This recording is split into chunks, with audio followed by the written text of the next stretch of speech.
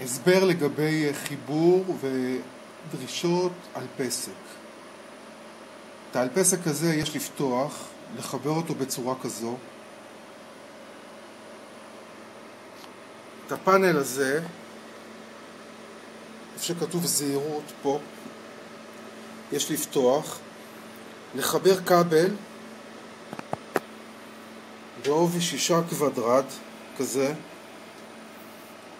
הכבל הזה צריך ללכת לחיבור 32 סיקון כזה. זה שלב אחד. שלב השני, יציאה של כבלים מהיציאה, 2 כבלים לשישיות כאלה, 2 שישיות בעובי באורך של 2 מטר כל אחד. זה הכל, תודה.